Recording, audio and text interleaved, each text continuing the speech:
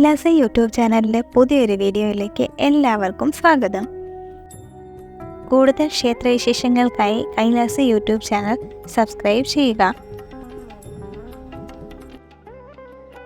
അയ്യപ്പതത്വം ഇന്ന് ഏറ്റവും കൂടുതൽ ആരാധിക്കുന്ന ദേവതാ സങ്കല്പമാണ് സ്വാമി അയ്യപ്പൻ്റേത്. അതുപോലെ തന്നെ വിമർശന വിധേയമായിട്ടുള്ളതുമാണ്. സ്വാമി അയ്യപ്പൻ ഇരിക്കുന്നത് അതും യോഗബന്ധത്തോടും കൂടി, പിന്നെ കൈ പിടിച്ചിരിക്കുന്നതോ ചിന്മുദ്രയോടുകൂടി, പിന്നെ അച്ഛനാണെങ്കിൽ ശിവനും അമ്മ മഹാവിഷ്ണുവും. ഇങ്ങനെയൊരു സങ്കല്പം ഭാരതീയ സംസ്കാരത്തിൽ വേറെ കാണാൻ സാധിക്കുകയില്ല. ഭാരതീയ സങ്കല്പത്തിൽ ഇതുപോലെ അരപ്പട്ട കിട്ടിയ രണ്ട് ദേവതാ സങ്കല്പം കൂടി കാണാൻ കഴിയും. യോഗ ദക്ഷിണാമൂർത്തിയും യോഗ നരസിംഹവും. സ്വാമി അയ്യപ്പനും ഇങ്ങനെ 3 സങ്കല്പങ്ങളായിട്ടാണ് ഭാരതത്തിൽ അരപ്പട്ട കിട്ടിയിരിക്കുന്നതായി കാണാൻ സാധിക്കുക. യോഗശാസ്ത്രത്തിലേക്ക് കണ്ണോടിച്ചാൽ യോഗ നരസിംഹം എന്ന നാമവും യോഗ ദക്ഷിണാമൂർത്തി എന്ന നാമവും യോഗത്തിലേക്ക് വിരൽ ചൂണ്ടുന്നു. അപ്പോൾ യോഗശാസ്ത്രത്തിലേക്ക് ഒന്ന് കണ്ണോടിച്ചാൽ ഇത്തരം ആസനത്തെ പറ്റി അവിടെ വിവരിക്കുന്നുണ്ട്. യോഗ പട്ടാസനം എന്നാണ്. അങ്ങനെ അധികകാലം തപസ്സിരിക്കാനുള്ള വിശേഷവിധിയാണ് യോഗ പട്ടാസനം. അപ്പോൾ യോഗശാസ്ത്രത്തിലേക്ക് അയ്യപ്പൻ്റെ പൊരുൾ തേടിപ്പോകാം. മനുഷ്യ ശരീരത്തിൽ 72,000 നാഡികളുണ്ട് എന്ന് യോഗശാസ്ത്രത്തിൽ കാണാൻ സാധിക്കും. അതിൽ 3 എണ്ണമാണ് പ്രധാനമായിട്ടുള്ളത്. സുഷുപ്ന, ഇട, പിംഗള എന്നിവയാണ്. ശ്വാസം അകത്തേക്ക് എടുക്കുമ്പോൾ ഇടാനാഡിയും പുറത്തേക്ക് പിംഗളാനാഡിയും പ്രവർത്തിക്കുന്നു എന്ന് യോഗശാസ്ത്രം അനുശാസിക്കുന്നു. ഇതിൽ പിംഗളാനാഡിയെ പരമശിവൻ എന്നും ഇടാനാഡിയെ മഹാവിഷ്ണു എന്നും യോഗശാസ്ത്രത്തിൽ വിളിക്കുന്നു. ഇടാനാഡിയും മഹാവിഷ്ണുവുമുള്ള ബന്ധം വരുന്നത് ഇടാനാഡിക്ക് ചന്ദ്രനാഡി എന്ന പേരുമുണ്ട്. ചന്ദ്രന്റെ സഹോദരിയായ മഹാലക്ഷ്മിയുടെ പതി മഹാവിഷ്ണു ആയതുകൊണ്ട് ഇടനാഡിക്ക് മഹാവിഷ്ണു എന്ന് പറയുന്നു. പിംഗളാനാഡി ചൂടുമായി സൂര്യനുമായി ബന്ധമുള്ളതുകൊണ്ട് ഇത് പരമശിവനുമായി അറിയപ്പെടുന്നു.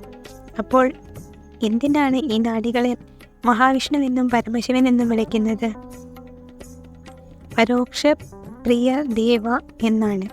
ദേവന്മാർ പരോക്ഷപ്രിയരാണ്. നേരിട്ട് ഒരു കാര്യവും പറയില്ല. അവർ വളഞ്ഞാണ് കാര്യങ്ങൾ പറയുന്നത്. അപ്പോൾ ഇടാനാഡിയാണ് മഹാവിഷ്ണു, പിംഗളനാഡിയാണ് പരമശിവൻ. ഇടയും പിംഗളയും ഒന്നു ചേരുമ്പോൾ, പരമശിവനും വിഷ്ണുവും ഒന്നു ചേരുമ്പോൾ, അച്ഛനായ പരമശിവനും അമ്മയായ മഹാവിഷ്ണുവും ഒന്നു ചേരുമ്പോൾ, അതായത് അകത്തേക്ക് എടുക്കുന്ന ശ്വാസവും പുറത്തേക്ക് എടുക്കുന്ന ശ്വാസവും ഒന്നാകുമ്പോൾ സുഷുമ്ന എന്ന മധ്യനാഡി തുറക്കുന്നു. സുഷുപ്നയുടെ കവാടം തുറന്ന് പ്രാണൻ മുകളിലേക്ക് ഗമിക്കുമ്പോൾ 5 ആധാരങ്ങളിൽ കൂടി 5 തത്വങ്ങളിൽ പൃഥ്വിതത്വം, ജലതത്വം, അഗ്നിതത്വം, വായുതത്വം, ആകാശതത്വം, ഈ 5ൻ്റെയും ചേരുവയാണ് പ്രപഞ്ചം. പ്രകർഷണെ പഞ്ചീകൃതമായത് പ്രപഞ്ചം.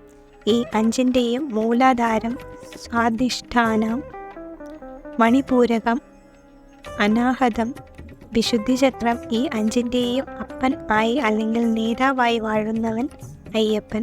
ശിവന്റെയും വിഷ്ണുവിൻ്റെയും സംയോഗത്താൽ, അതായത് ഇടാപിംഗളയുടെ സംയോഗത്താൽ അകത്തോട്ടും പുറത്തോട്ടും പോകുന്ന ശ്വാസം ഒന്നാകുമ്പോൾ സുഷുപ്ന നാഡിയുടെ കവാടം തുറന്ന് പ്രാണൻ ഈ 5 ആധാരങ്ങളെയും കടന്ന് ഉത്ക്രമിക്കുമ്പോൾ 5ൻ്റെയും അപ്പൻ അയ്യപ്പൻ. എത്ര മനോഹരമാണ് സങ്കല്പം!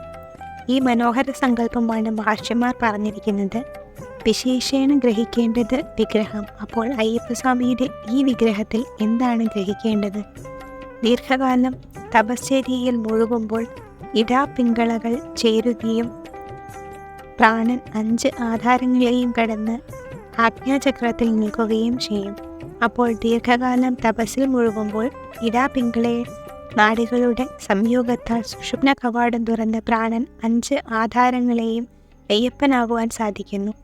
ഈ പഞ്ചഭൂതങ്ങളെയും ജയിച്ചു കഴിഞ്ഞാൽ, അയ്യപ്പനായി കഴിഞ്ഞാൽ, ജീവാത്മാവിനെയും പരമാത്മാവിനെയും യോജിക്കുന്നു എന്ന് ചിന്മുദ്ര സൂചിപ്പിക്കുന്നു. അങ്ങനെ ജീവാത്മാവും പരമാത്മാവും സംയോജിക്കുമ്പോൾ പ്രാണൻ ആജ്ഞാചക്രം ഭേദിച്ച് സഹസ്രാരത്തിൽ എത്തിയിട്ടുണ്ടാകും.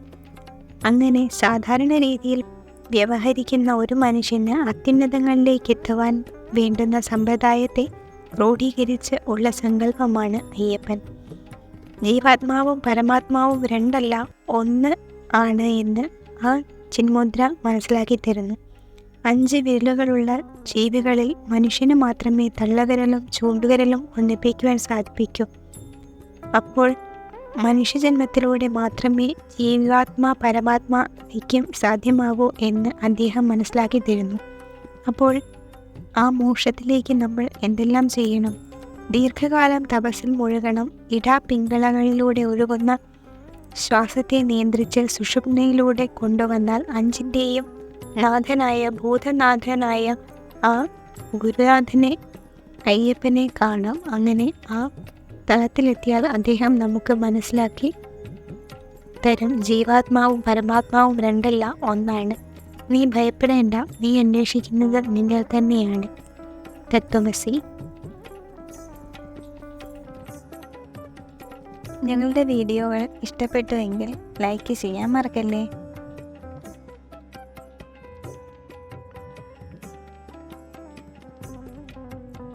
കൂടുതൽ ക്ഷേത്രവിശേഷങ്ങൾക്കായി കൈലാസ യൂട്യൂബ് ചാനൽ സബ്സ്ക്രൈബ് ചെയ്യുക.